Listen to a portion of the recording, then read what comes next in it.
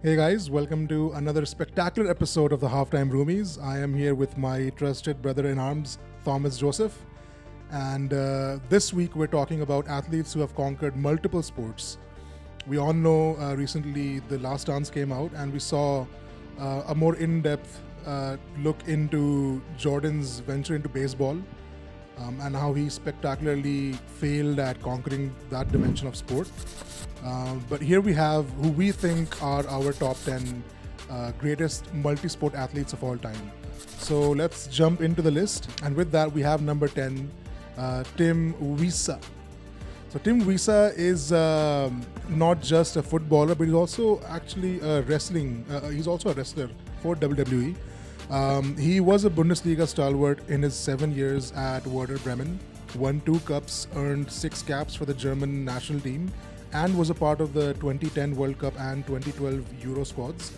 After hanging up his boots, he started appearing in WWE as The Machine. And ahead of his 2016 debut, he quoted, "I don't really see wrestling as an escape. It's an alternative to becoming fat and sitting on the couch." Coming in at number 9, we have Curtis Woodhouse. So, Curtis Woodhouse is a former professional football player who turned into a professional boxer who started his football career with York City's Centre of Excellence. Later, he was transferred to Sheffield United, and then again he was transferred to Birmingham City in November 2001. But what most people don't know is that right after his retirement, he began practicing as a boxer, and he's the former International Masters light welterweight champion, while he stands at 24-7, out of which 13 is by knockout. As a controversial fact, he was also suspended for 5 months by the British Boxing Board of Control in April 2006 after being convicted of assaulting a police officer shortly after his boxing debut. And I think he gives some good company to our old friend Joey Barton over there. Joey the Beast Barton. At number 8, we have Jim Brown. Jim Brown is considered to be the greatest professional football player ever, according to Sporting News back in 2002. And he led Syracuse's lacrosse team to an undefeated season in 1957 while playing football and basketball in college, which earned him the consideration of the greatest lacrosse player of all time. So Brown was the second leading scorer of Syracuse during his sophomore years. He also added to the All-American First Team nomination in his senior year during his Sterling College career. Now, Jim Brown was a 3-time NFL MVP, a 9-time Pro Bowler in just his 9 seasons in the NFL. And incredibly, he did all of this before the age of 29, during which he retired while filming The Dirty Dozen. So not only was he an accomplished football player, he was also a lacrosse genius and an actor. Later on, he also voiced Butch the Sniper Meat Hook in sci-fi movies. Hot on his heels is Viv Richards at number 7. A 100-member panel of experts voted Viv Richards in 2000 as one of the greatest 5 cricketers of the century. This legendary West Indies batsman had sublime footballing skills too. By the age of 17, he was playing for Antigua, and he captained them both at cricket and in soccer, and later he was sent for coaching in England and joined Somerset in 1974. He's the only player to play in the football and cricket World Cups. This legendary batsman represented Antigua in the qualifying rounds of the 1974 Football World Cup, but unfortunately Antigua failed to qualify for the finals that was hosted by West Germany. He received his nomination as the Wisden Cricketer of the Year in 1977, and for his wide variety of talents in sports, he was depicted on an Antiguan stamp in 1975 as an honor as well. At number 6, almost approaching the midway mark, we have John Elway. I guess we all know that John Elway is one of the greatest quarterbacks of all time in football history. He's a Hall of Fame member who owns numerous records and 2 Super Bowl rings as well. But besides his NFL career, Elway is also a magnificent baseball player. He was drafted by the Kansas City Royals actually out of high school. And at Stanford, he hit .361 with 9 home runs and 50 RBIs in 49 games as a sophomore while playing both sports. He was drafted by the Yankees first pick in 81 while playing for the Single A Farm Club. And Elway also was a Pac-10 Player of the Year honorary member twice. He was an all-consensus All-American in his senior year and finished second in the Heisman Trophy voting. The Yankees took him with their second pick, which is 52nd overall in '81, and he played 2 seasons of the minor league ball during his summers away from Stanford. Coming in at number 5, we've got Bo Jackson. So Bo Jackson was named the greatest athlete of all time by ESPN, and he's the only athlete to be named an All-Star in 2 major American sports. That's baseball and football. He chose to attend Auburn University on a football scholarship while he was selected in the second round of the 1982 Major League Baseball draft by the New York Yankees. During his football career with the Auburn Tigers, he ran for 4,303 yards, which is the 4th best performance in SEC history. He also played in the Tangerine Bowl for Boston College during his freshman year in 1982, and his football career was ended due to a hip injury. But that's when he returned to the MLB as the comeback player of the year, and he was the All-Star Game MVP in baseball while rushing for 554 yards on 81 carries in just 7 games in 1989. At number 4, we have the world-famous elite athlete Marion Jones. Jones is a 3-time gold medalist at the 2000 Summer Olympics in Sydney, Australia. She's a former world champion on track and field and a former professional basketball player for the Tulsa Shock in the WNBA.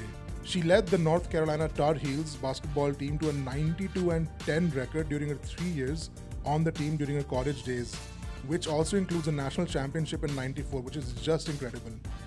She ranks 5th on UNC's all-time assists list as a point guard, and she's 3rd in steals, 7th in blocks. Jones also won the CIF California State Meet 4 years in a row in the 100-meter sprint, and this feat actually earned her the invitation to participate in the '92 Olympic trials. At number 3, we've got Deion Sanders. So Deion is also known as Primetime and Neon Deion. He's a baseball player and also a member of the Hall of Fame football. And he was a great football player and an 8-time Pro Bowl participant who won 2 Super Bowls as well. Sanders is the only man ever to participate in both the Super Bowl and the World Series. And he's the only man ever to hit a home run and score a touchdown in the same week itself. He earned the NFC Defensive Player of the Year honors twice, along with All-Pro selection 8 times. Pro Football also inducted him on their Hall of Fame in 2011. He's got more than 20 bags in a season, 3 times, and ripped off a career best 38 in 1994. He led the National League in triples in 1992 with 14, while hitting .304. Sanders wasn't only a superstar baseball talent, he also played with the best, and he was a vital ingredient in every lineup he was selected into. And at number 2, we have coming in old school Jim Thorpe. So Jim gained recognition at college in Carlisle, Pennsylvania, where he dominated baseball, lacrosse, track and field, and football for his school. He stormed to fame at the 1912 Stockholm Olympics, winning gold for both pentathlon and decathlon. At the all-around championship in New York City, he won 7 of the 10 events and finished second in the other 3 with an incredible 7,476 points, which is a world record. He also competed professionally for baseball side Rocky Mount prior to his Olympic success. Thorpe later on joined the New York Giants, winning the 1913 National League Baseball title. In 1915, he joined the Canton Bulldogs to show his American football skills and won 3 titles in 1916, 1917, and 1919. He also played professional basketball for a team known as Jim Thorpe and his world-famous Indians. Away from sport, he also won the Ballroom Dancing Championship, just to confirm his status as the world's finest all-rounder. Jesus Christ, Jim Thorpe. Save some awards for the rest of us. Jesus Christ, on a motorbike.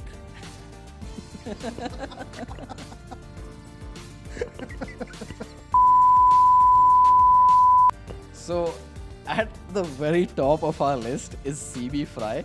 But I feel like this dude needs an incredible introduction because his achievements are just absolutely ridiculous. Like, I don't even know where to begin, but I guess this is where I'm going to start. You know what, actually, before you start, I want to say this. I am very glad CB Fry is not Indian. Because imagine the amount of pressure we'd get from our Indian parents to emulate his success. Oh man, dude. This is ridiculous. Dude, he would be number 1 in Indian matchmaking. I think Akshay would stand no chance against CB Fry. So CB Fry was an outstanding cricketer but he also was a politician, an academic, a teacher, a writer, and a publisher. He was probably the most variously gifted Englishman of any age. So CB represented England at both cricket and football with an FA Cup final appearance for Southampton, and he went on to also play for the England national football team as a defender. He equaled the world record of 23.5 feet for long jump at that time too. So during the world's first international track meet, he also won the 100-yard dash between Oxford and Yale universities. He reputedly turned down the throne of Albania as well. And besides, he's also marked his prominence as a decent shot putter, hammer thrower, and an ice skater. He represented Wadham in the inter-college races on Blenheim Lake in the winter of 1894. And he was a member of the Oxford team who took on Cambridge on the Fens. But cricket was Fry's main game, where he scored 30,000 career runs, which is one of the all-time highest totals in cricket of all time. All time. That's his main game where he scored 30,000 career runs. And that's the last thing we mentioned. And that's the last thing we Yeah. mentioned. And Long jump, football, ice skating, cricket. cricket, King of Albania. possible king of Albania. CB Fry, Oh man. man, there's too much. He takes it. He destroys everyone else on this He list. literally fried his opponents. He's fried his opponents. So there you have it, guys. So I guess that's it for us at Halftime Roomies. Do like, share, and subscribe. And we'll see you guys next week. Cheerio. To the lose.